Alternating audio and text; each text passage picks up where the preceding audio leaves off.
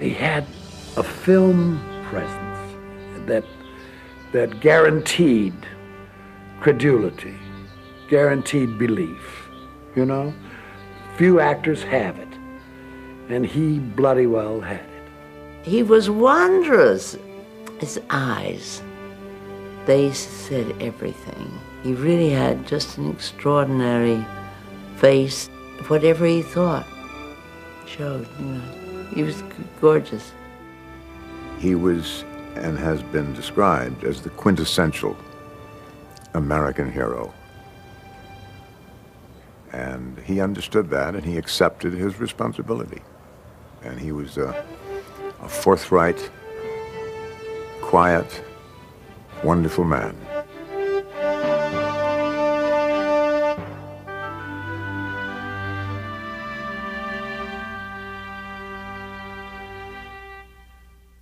I think one of the reasons that Gary Cooper could become the all-American hero to so many people, to his public, I think it's because he very truly never felt that he was any different than the average Joe down the street.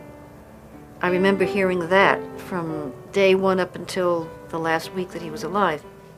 I'm a simple guy who got lucky.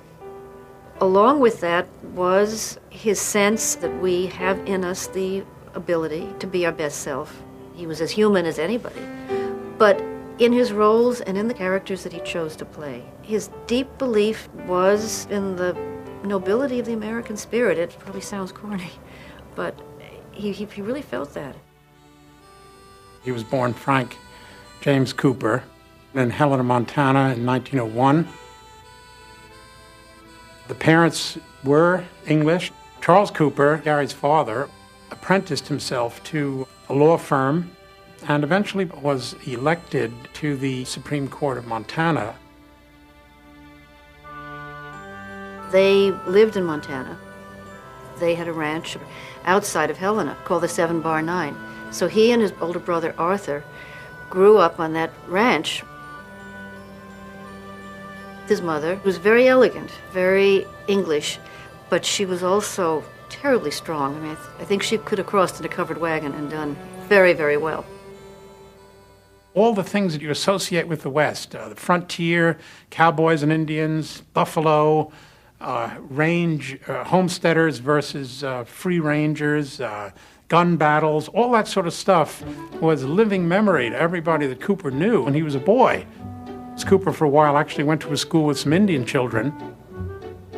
He was taught how to ride, I think, by the Indians, in fact, and they were his buddies. Because of this Wild West background, his mother felt that he was getting to be too much of a rough fellow and wanted to polish him up and send him to school in England. And so Cooper and his older brother, by 6 years, Arthur, went to Dunstable School in 1910 and stayed there for 3 years. This meant that Cooper had to change from being a cowboy and Indian sort of Wild West boy to a rather polished English schoolboy with proper manners. When he came back from England, by then Arthur was of fighting age and the war was approaching. He went off to fight, and my father then kind of ran the ranch with his mother. Because Judge Cooper had to be minding the court. So my father and his mother really kept the ranch going for that period of time when Arthur was away. I know he's had that reputation over his life as being a loner, and I think it started even as a youngster. Cooper was the sort of guy who liked to go out on his own, hunting and fishing and talking to the Indians, and the fact that he was an extraordinarily tall boy and sort of shot up during his early teen years, pretty close to his final height of about 6'3". He went to high school in bits and pieces, and then he went to university at Grinnell in Iowa for 2 years. He worked as a waiter and doing odd jobs and shoveling snow and repairing things, and was generally known as just a unremarkable sort of fellow, not particularly academic, not particularly athletic, nor was he particularly talented either, because he didn't even make the dramatic club at Grinnell. He was more interested in art and drawing.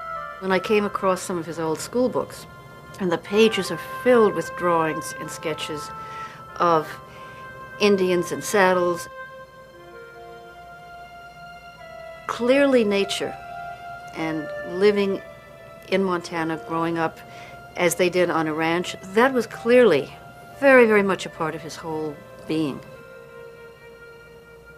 I know my father always considered himself extremely lucky because the whole acting career was never anything that he had even dreamt about in the beginning. He went to Hollywood and he found it was very hard to earn any money that you could live on. He's had 2 years of college. He's more or less given up hopes of becoming a commercial artist. He has one great skill, the ability to ride a horse, and he's great looking. So he runs into some pals from Montana and they say, you can make $5 a day by being an extra in movies, and you can make $10 a day by being a stuntman falling off a horse. Coop worked in what they call Poverty Row in those days, down at Sunset and those areas where they'd come by every day and pick up 3 or 4 fellas and put them in a picture. And he did a lot of westerns because he was a good rider. That's how he earned his living. After his career began to develop, his agent, a woman named Nan Collins, suggested that he really needed to change his name. There also was an actor with a very similar name. She said, this isn't going to work. So he said, oh gosh, what am I going to do? And she said, well, I'm from Gary, Indiana. How about Gary as a name? And he jumped at it. He did a few other shorts, a few other pictures.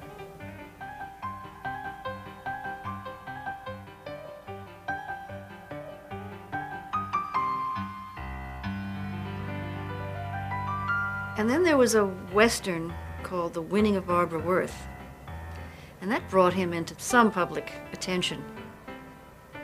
And then he was chosen to be in a movie called It. The star was Clara Bow, of course, a very big leading lady of the time.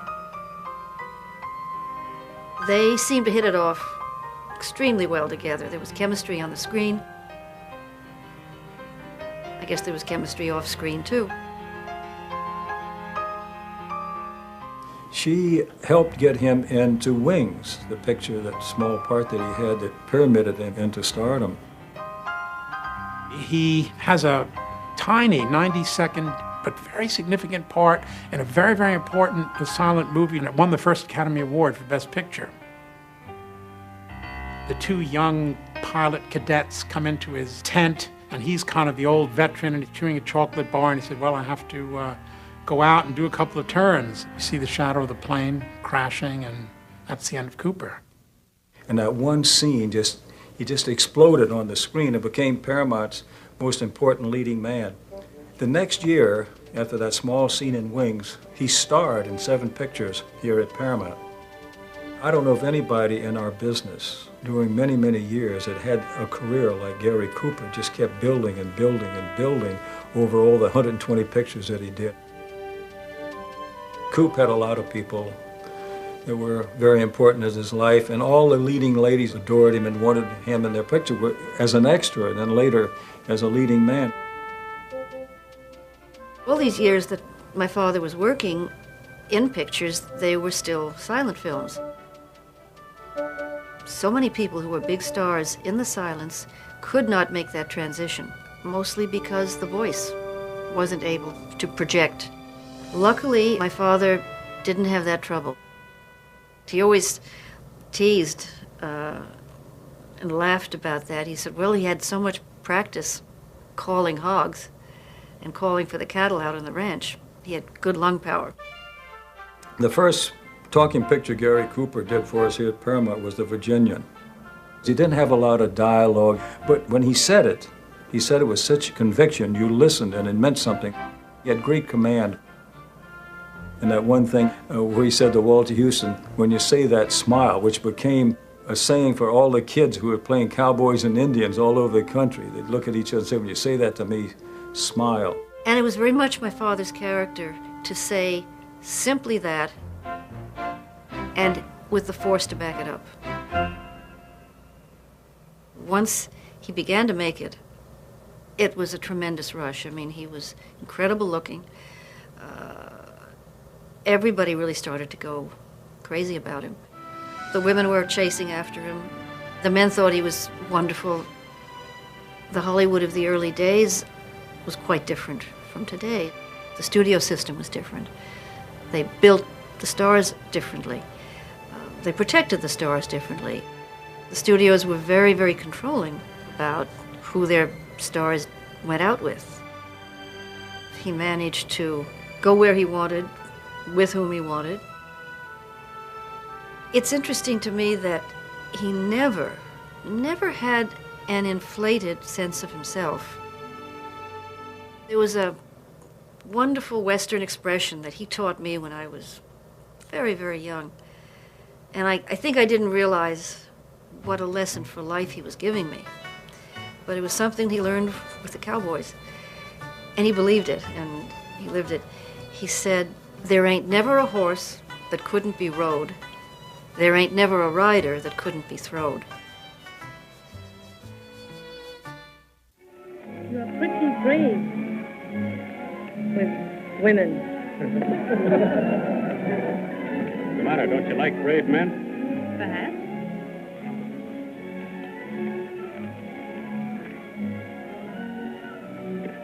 You're changed.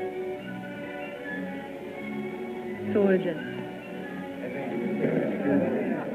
The first picture he did with Marlene Dietrich, who adored him and wanted him in a picture, was not the most pleasant picture, as I remember, for Coop.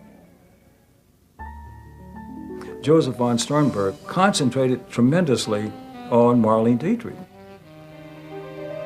And Coop felt that he was being a little neglected. He said, "I was a little peeved." And I thought it added greatly to the character he was playing in the picture. You sound tired of life. I don't know whether I am or not. I was when I joined this outfit.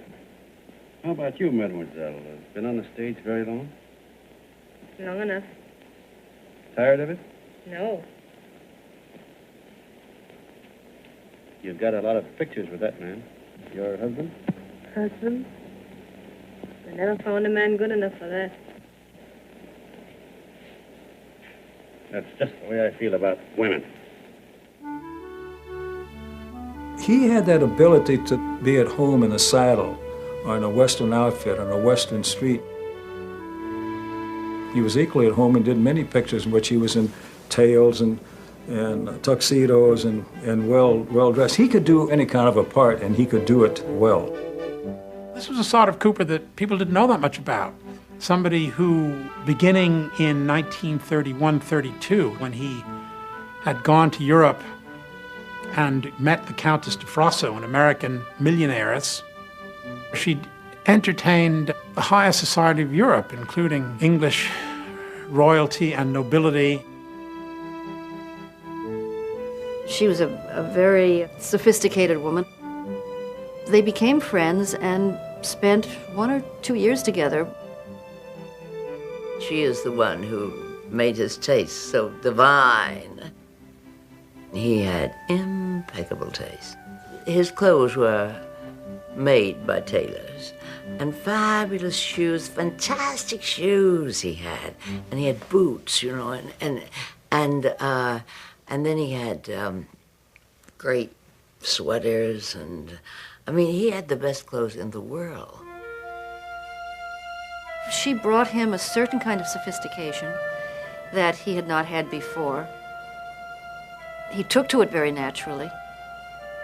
She introduced him to areas of culture that he wouldn't have been exposed to in Montana. Well, Farewell to Arms was Cooper's first Hemingway film, and he made it before he knew Hemingway. Oh, God, please don't let her die. I'll do anything for you if you don't let her die. You took the baby. That was all right. But don't let her die. Please. Please. Dear God, don't let her die. wonderful Helen Hayes, she told me that she really fell head over heels in love with my father when she was doing the picture. They were rehearsing a scene, and she said, I know if Gary had said to me, I would have left my husband, I would have left my children, I would have left Hollywood, I would have left anything just to come and be with him. She said all he did was take me very gently and very sweetly by my shoulders, and he just said, Helen, You're a fine girl, a brave girl. Yes, I am a brave girl. Whatever happens, you'll not be afraid. I'll not be afraid. We've never been apart, really, not since we met. Not since we met. And never can be. Never parted. In life and in death. Say it, Kath. In life and in death, we'll never be parted. You do believe that, don't you, Kath? I believe it. And I'm not afraid.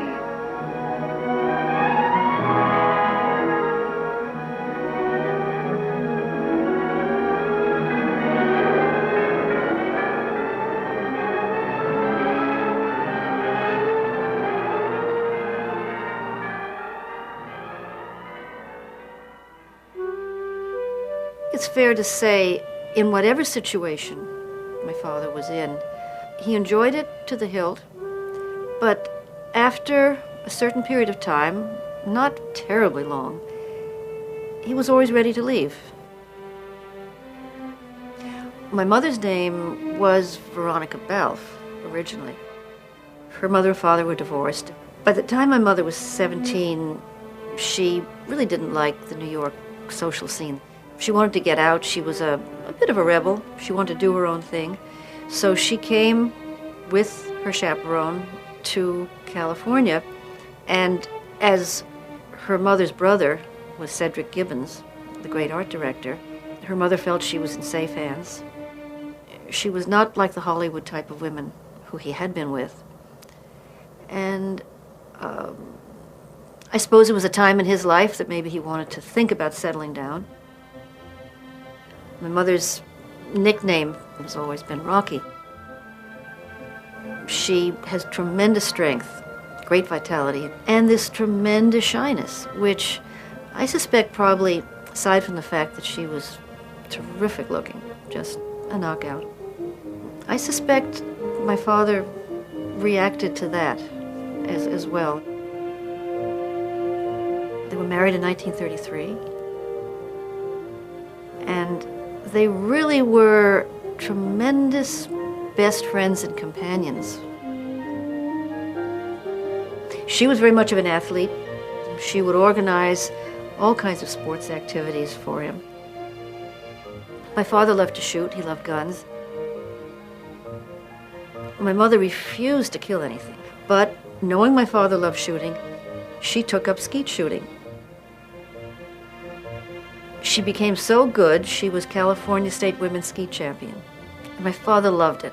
He was so proud. He'd take her down to the gun club, and she would outshoot a lot of his male buddies. My father was extremely shy. That is the truth. And some of the screen business that one sees, that really came out of a natural shyness. As he got more and more professional, he learned to utilize it. I don't think I ever saw a picture that I loved more than Mr. Deeds Goes to Town. When I think back over the greats of the business, I can't think of another person really that ranks with him. He's news. He's a guy that's wholesome and sweet. Now, Your Honor, this is absurd. The woman's obviously in love with him. If Miss Dawson here wasn't with me, I'd probably knock your heads together. Oh, I don't mind. Well, all right, maybe I will. Hand me my pants. You have no pants, sir. You came home last night without them. Don't be silly, Walter. I couldn't run around the streets without any clothes. I'd be arrested. That's what the two policemen said, sir. When Frank Capra called Gary Cooper and said he wanted to do Mr. Deeds Goes to Town, Cooper, of course, was ready right away. I think Capra read my father very well. I think he read his inner core very well. It was such a completely comfortable role for my father to take.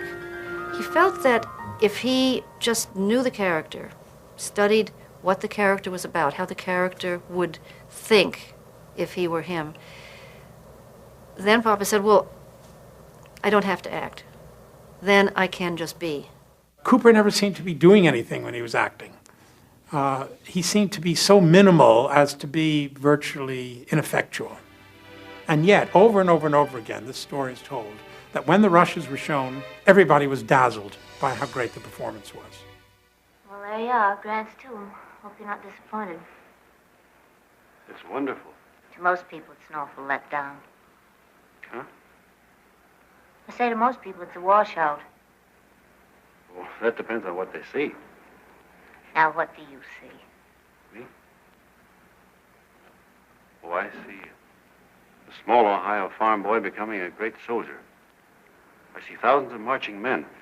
I see General Lee with a broken heart surrendering. And I can see the beginning of a new nation, like Abraham Lincoln said. And I can see that Ohio boy being inaugurated as president. Things like that can only happen in a country like America. Excuse me. I guess Mr. Deeds would be as close to him as a man that I knew. I think it was boyish charm. I think that's what my mother saw in him, boyish charm. And I thought he was handsome and tall and a good actor. And I think that's one of the reasons why Gary Cooper remained such a big star. When you saw Coop on the screen, you always wanted to be on his side. I saw him in The Plainsman at least 10 times.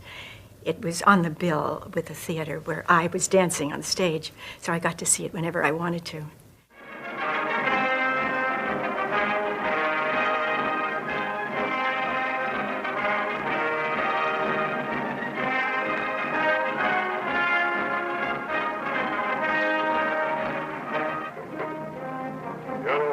Find out now which way soldier goes. Let's get Estana, Guita, Mahava.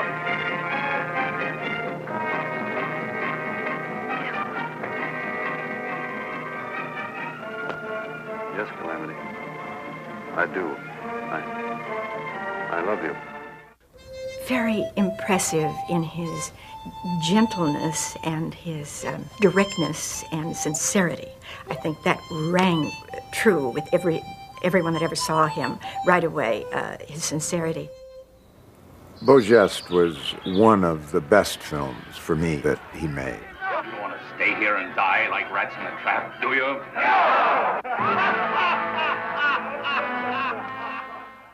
I saw it several times as a boy.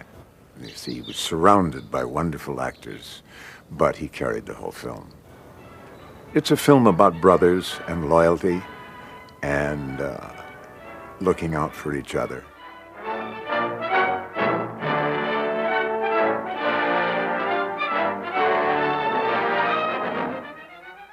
Gary Cooper was very selective in the parts that he took, and he turned down an awful lot. And his good friend Joel McCrea, who was a big star on the lot too, idolized Gary Cooper, and Joel used to say, you know, I do all of the pictures that Coop rejects. He was always himself. He played well within his own personality. That's what we loved about him. My father liked doing comedy, and he had a real sense of timing, which I think was sadly not explored enough. Will you send up 5 hamburgers with all the trimmings, 5 chocolate ice cream sodas, and 5 pieces of apple pie? No, apple with cheese. Yeah, thanks.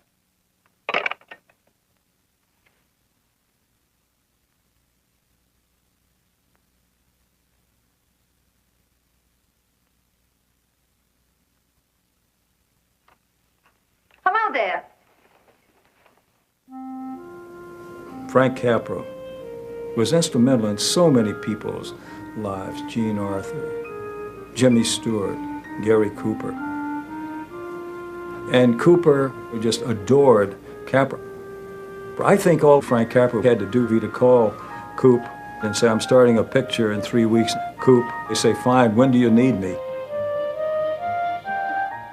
Two great films with Frank Capra. Mr. Deeds Goes to Town and Meet John Doe. He becomes everyman. He becomes the small town yokel. He's naive, he's idealistic, he's provincial, and all the smart city slickers think they can pull the wool over his eyes. Of course they can't, because in Capra the common man prevails. People are finally finding out that the guy next door isn't a bad egg. That's simple, isn't it? And yet a thing like that's got a chance of spreading till it touches every last doggone human being in the world, and you talk about killing it. Why, when this fire dies down, what's going to be left? More misery, more hunger, and more hate. And what's to prevent that from starting all over again? Nobody knows the answer to that one, and certainly not you with those slimy, bollocksed up theories you got. I had really an extraordinarily lucky childhood. I had two parents who were so strong and supportive, and I would say loaded with common sense. One of the points they always made was, look, all this stuff that's going on around us, it has nothing to do with you. It comes with the territory of the work your father does, and it's work, and you're going to have to make your life, do your own thing. In those days they worked 6 days a week shooting, so there wasn't a lot of late night partying when he was doing a film. But on the weekends, a lot of the buddies would be over. Claudette Colbert and her husband, they were close friends of ours. Gable and Van Johnson and Arlene Dahl and Lex Barker, and Jimmy Stewart was so close to the family. The experience for me of growing up in that atmosphere was really incredible. Because my father had access to anybody, anywhere, any time, any place, meeting some of the most creative and exciting people in the world. Hemingway, Pablo Picasso, people in the arts, people in the sciences. It was the natural fabric of my life, of our life. Guns were part of his frontier persona, and he never lost that. We had a gun room at home, which was a game room. There was a billiard table and saddles and some memorabilia and things, but it was his gun room. And he would spend hours taking care of his guns, cleaning them, oiling them. He took us into the gun room in his home, and he had them in cases, beautifully arranged, and this was part of their life. They would go out and on their free time, would travel to places. Clark Gable, Gary Cooper, and his other friends, they would go out and do their shoots and have a hell of a good time. Ernest Hemingway and my father were buddies. They just had a basic camaraderie, buddy-buddy kind of a feeling. They loved to go out shooting together. They loved the wild country. Because my father was not, quote, an actor, didn't have any Hollywood airs about him, I think it was a natural friendship that he and Hemingway felt there was a very close link between the two of them. Alvin York, the pacifist who didn't want to fight, but when pushed to it, he knew what he had to do. I would say that was Gary Cooper, too. Alvin, Yeah? Alvin, I just... Yeah? Alvin, you... My first day on the set of shooting Sergeant York, I was, of course, apprehensive, nervous, playing with a big star, a legend, and being his leading lady in a big movie. I didn't know what to expect. I didn't know what to call him. I didn't know what he was going to call me. We didn't have any formal introduction. If he called me Joan, would I have had to call him Gary? He settled the whole thing for me in 1 minute. He said, "How do you do, Miss Gracie?" So I said, "Oh, thank goodness he didn't call me Joan." He called me Gracie, and I called him Alvin whenever I met him on the lot, at lunch or on the set. And I thought it was a most considerate thing that he did. He knew that I was a youngster, I was inexperienced, I was 16 years old. The break of my life to work with him and to work on this picture. And he probably knew that if he didn't handle me right, I'd bolt for the door in a veil of tears. So that was one very important point settled. They won't get me. I'll go back in them hills. You ain't even put hounds on your trail in 40, no matter how far back you go. Then they better not catch up with me, or they'll be a-wishing they hadn't. York, take over. The only non-com left. The rest of you keep under cover. Come back here. Where are you going? You didn't give me command.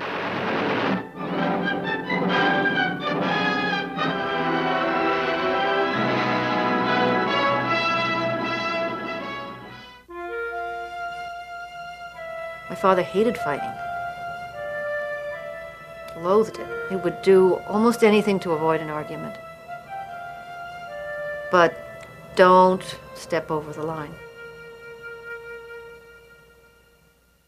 Gary Cooper won his first Academy Award for Sergeant York. Actor Award. Lieutenant James Stewart, last year's winner, presents the cherished statuette to Gary Cooper.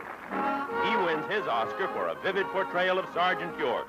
There have been some actors that you look at and they were true Americans. Jimmy Stewart, Jim Cagney, Gary Cooper. And I think when you looked at his pictures, it made you proud that you were an American. Pride of the Yankees, I think, kind of symbolized one of the elements that was important to my father, which was trying to grasp what it was that made a hero. And I think that the challenge of playing that role, the role of Lou Gehrig, who not only was a fabulous athlete, but who took the news of a terminal sentence years and years before his time, the way he handled that, with courage, with dignity, I think that kind of a role, I think my father just loved it. Lou Gehrig, of course, was left-handed, Coop was right-handed. What they had to do, in the background, all the letterings were all reversed, and he threw right-handed. And of course, when the film was developed and shown, they reversed the film so it looked like he was throwing left-hand, and all of the letters were reading properly.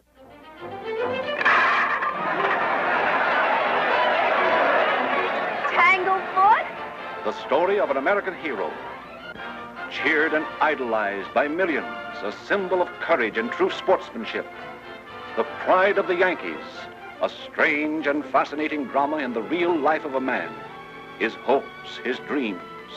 In a nationwide poll, millions of Americans voted one man to play the coveted role. That man, Academy Award-winning Gary Cooper. Teresa Wright is the woman who loved and understood him. Gehrig, I think I could learn to like you. Well, you've been out with me 4 days in a row, and you're out with me here tonight. Well, isn't that what best girls do? Today I consider myself the luckiest man on the face of the earth. When my father went to the South Pacific to entertain the soldiers, he was very, very nervous because he said, God, you know, I'm not Bob Hope, I'm not Jack Benny, I don't have a line of comedy and patter, and I can't sing. How can I entertain the guys? And one of the colonels at the base said to him, you know, Coop, the main thing the guys want to hear from you is, would you please do the Lou Gehrig speech for them? And he said he would never forget that moment. You know, talking to, 1,000 or more guys about to go into battle. The instinctive roles that he took were compatible with his philosophy, I think compatible with his nature. If anyone wants to have a sense of something that he believed, the lines of John Donne For Whom the Bell Tolls, that poem was one of my father's favorites. No man is an island entire unto itself. Every man is a piece of the continent, a part of the main.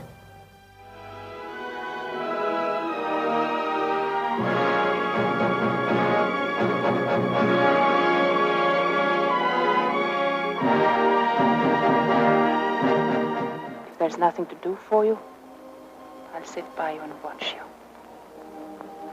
Any of the nights we'll make love.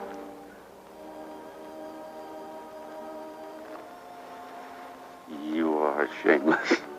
If you don't love me, I love you enough for both. When the time to play For Whom the Bell Tolls came, Hemingway wanted Cooper to be in it. Hemingway knew about Cooper through certain mutual friends like Dietrich and Bergman, and gave the hero of the novel, before he met Cooper, some of the Cooper attributes. He comes from Montana, for example, and he's, tall and lean as Cooper is. I admired Cooper, even though I did not agree with his politics, because he never, ever imposed them on the people around him. I know that he felt very strongly about a communist influence in pictures. I have never read Karl Marx, and I don't know the basis of communism beyond what I've picked up from hearsay. What I've heard, I don't like it, because it isn't on the level.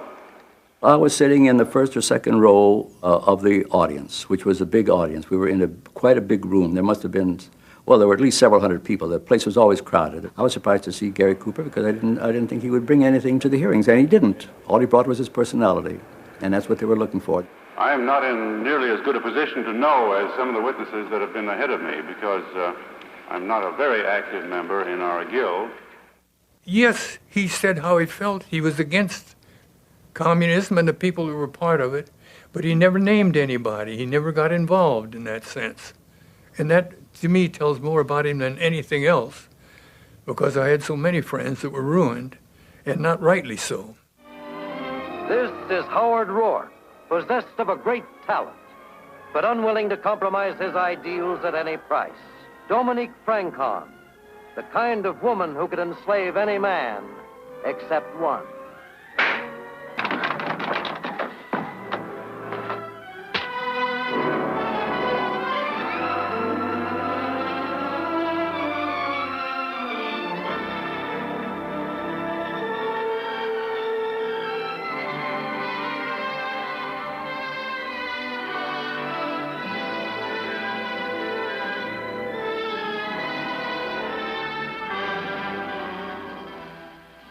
As the expression goes into every life, a little rain falls. And I suppose maybe in Hollywood, maybe that seems to start sooner than other cases. My father had done a film called The Fountainhead with Patricia Neal. And during the making of that film, they fell in love. She'd no pride left to stop me. She'll love you without dignity, without regret. Would it please you to hear that I've lived in torture all these months, hoping never to find you and wishing to give my life just to see you once more?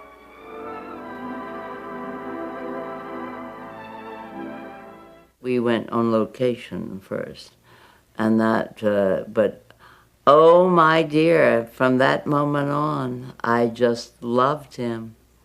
I really did, and it's terrible of me considering he was a married man.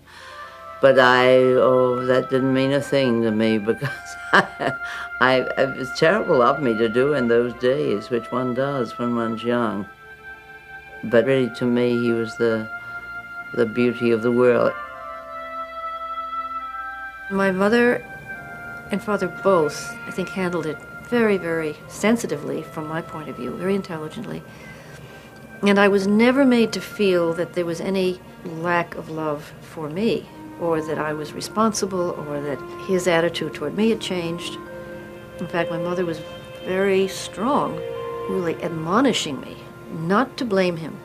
She, in effect, said, these things happen in life, and your father loves you very much. Nothing will ever change that. And you know, we'll work it out. We'll see it through. Even during the time that they were separated, we continued doing things together as a family at odd periods, and we'd spend a couple of months together going off and doing a lot of fun things and family things. We worked together. We did USS Tea Kettle with Henry Hathaway. Henry Hathaway had an affliction. He had to pick on someone. Everybody in the cast had to go through 2 weeks of hell from him. I thought, well, he wouldn't dare do that with Cooper. But sure, it was Cooper's time. And Cooper just sort of gulped and looked at him and didn't answer back. And then he gave it to him again, you know. And he moved away, and he went in back of the props of the prop wall and banged on the side of the set. Cooper came back and he told me, he says, that's my way of handling him. And he can hear me doing that, then he's a good director. So I put up with it. He made a number of unremarkable films from around the mid-40s until 1951. Cooper looked his age and more. He was lined in a way and looked like he had been through it, partly because he had had ulcers and back problems and hip injuries. And then Stanley Kramer, who was an independent producer, had a marvelous script from Carl Foreman, High Noon.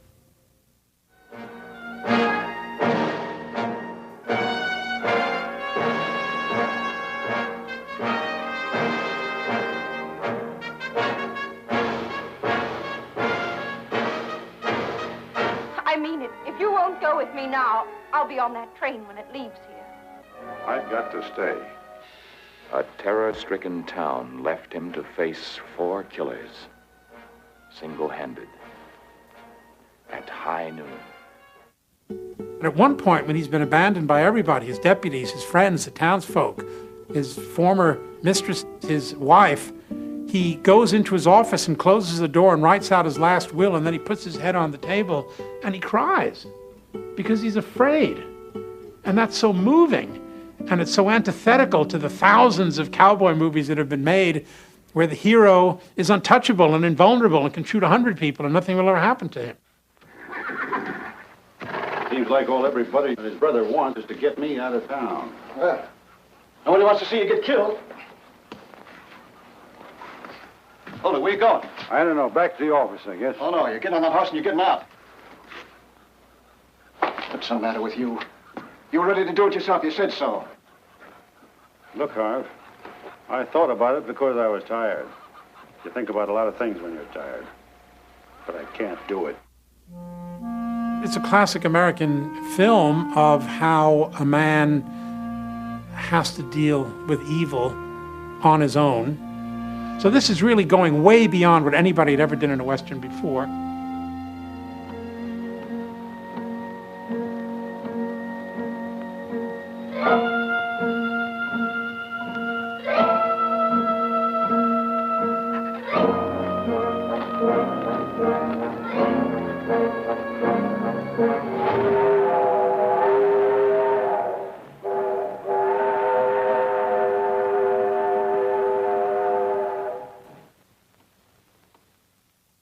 Cooper won his second Academy Award, the first being for Sergeant York.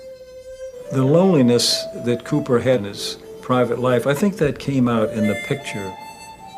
Like everybody in our business, you have hills and you have valleys.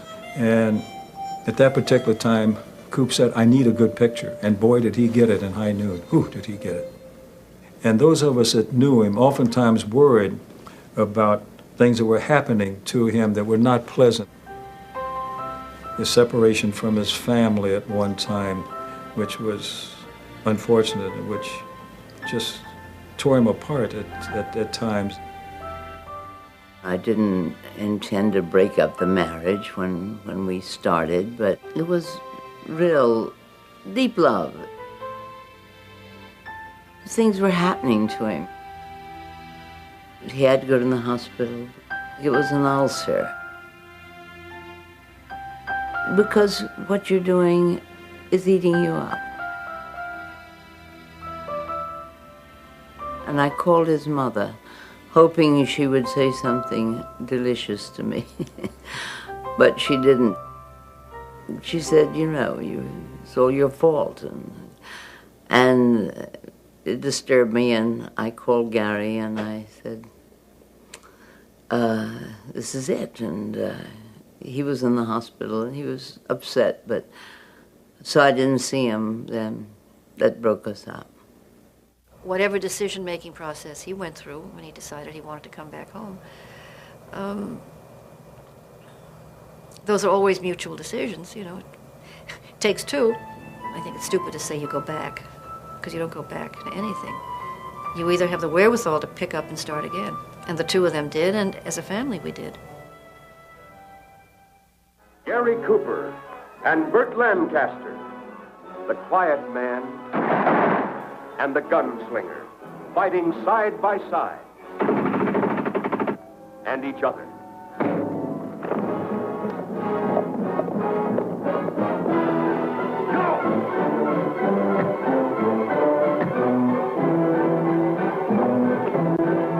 Each one of those 6 boxes contains $500,000 in gold. How do we know we can trust you? How do I know I can trust you? Countess, you're beginning to talk my language. Looks like we tied up with the wrong outfit.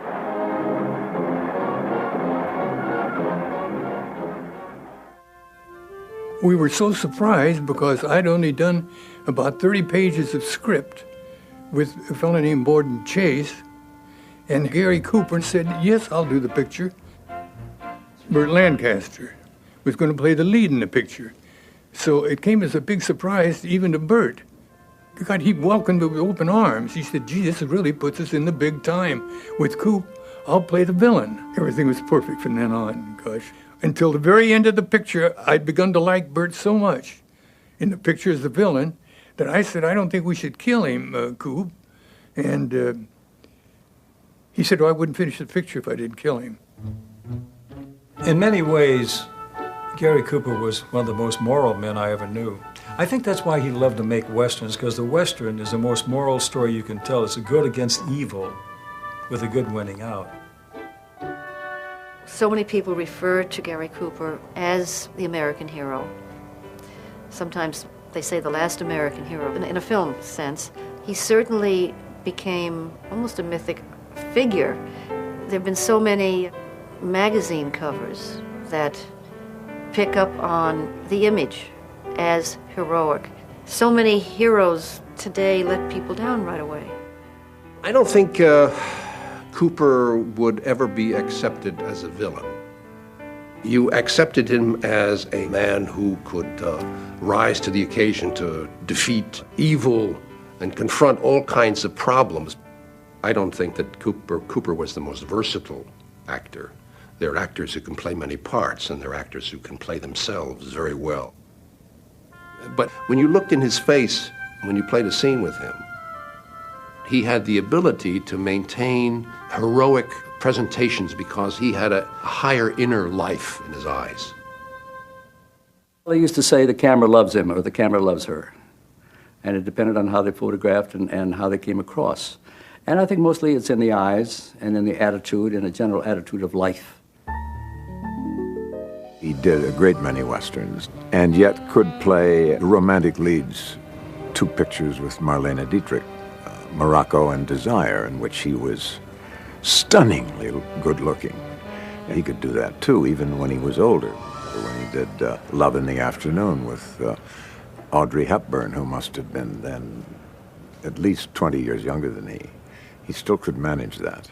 Gary Cooper, fabulous as the world's greatest connoisseur of women, who has hunted the species from Stockholm to Siam. Audrey Hepburn, delightfully, completely innocent. How can anyone blame her for being dazzled? He's certainly the most handsome man in your files. He's certainly the most utterly no good. He's got such an American face, like a cowboy or Abraham Lincoln. How many other men were there? You mean before I met you, or since I met you, or all together?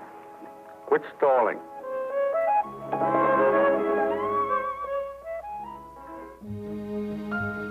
Billy Wilder felt that he had to disguise the age difference by keeping Cooper's face somewhat in the shadows, somewhat gauzy, somewhat misty. I think Cooper was still great looking then. There's certainly no reason why a beautiful young girl couldn't fall in love with a super rich, super sophisticated, super charming, late 50s American. I think there was a lot of latent sexuality in Coop. He's known as a guy who wasn't afraid of women by any chance. But I'll tell you, he was kind. We were on location in Yakima, Washington. Somebody came up to his trailer and said, there's a couple of kids and they want your autograph. Now, I would never get out of my trailer and go down. Man got up, walked down, about a quarter of a mile, signed the autographs. I saw him come back myself. And, that was the kind of sweetness he had in his nature. We were on a fairly long location in London. Neither of us had our wives along. I remember Coop took me out to dinner one night. As we were edging our way between the tables towards the exit, we passed a table of 5 or 6. This was the time of the mods and the rockers, and they dressed in rather bizarre ways and behaved in a rather bizarre fashion. And as we walked past, Coop in the lead, one of them said, "Oh, there goes the big cowboy star." Coop stopped and looked at him. And he said, "When you say that, smile." They didn't know that that was one of the key lines which, in effect, made Coop a star. Suddenly, this kid was looking up, and he wasn't in a trendy West End London restaurant. He was standing in the middle of a dirt street, and there was Gary Cooper in front of him. Nobody at the table moved a muscle or blinked. And Coop looked at him for a full 40 seconds. And then he nodded and walked out. Coop was settling himself into the back of his Rolls Royce and straightening the creases on his trousers. And I said, "You gave that line a very good reading, Coop." He said, "Well, I've had a lot of practice."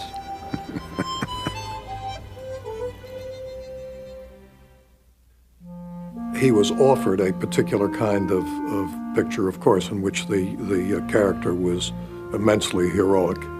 And I think that he was happy in that niche. But occasionally, challenges would come along, as in the case of The Naked Edge, which is the picture that I did with him, which was his final film. In it, he plays a suspected murderer, way out of character for anything that he had done before. And he took the part despite some very, very fierce opposition from many of his advisors. I can't believe this. We've been married too many years. We know each other. We know everything about each other. Do you think a woman could live with a man, can sleep with him and not know she's sleeping with a murderer? Do murderers make love differently?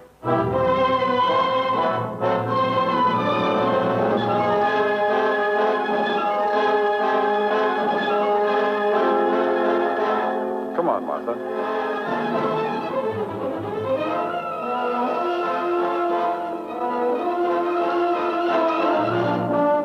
He wouldn't have admitted being there just to build up a lie. He said he was there? Yes. He saw it happen.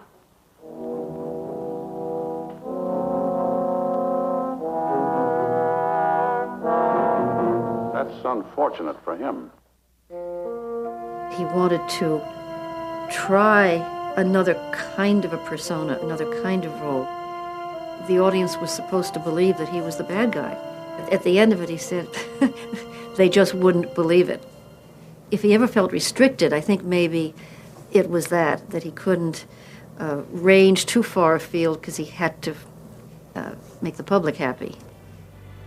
It was a terrible blow to Hemingway to find out that Cooper was dying, and he found out the way everybody else did by seeing James Stewart accept this honorary Oscar for Cooper in March 1961 and then break down and sort of inadvertently reveal that Cooper was too sick to come and get the award himself.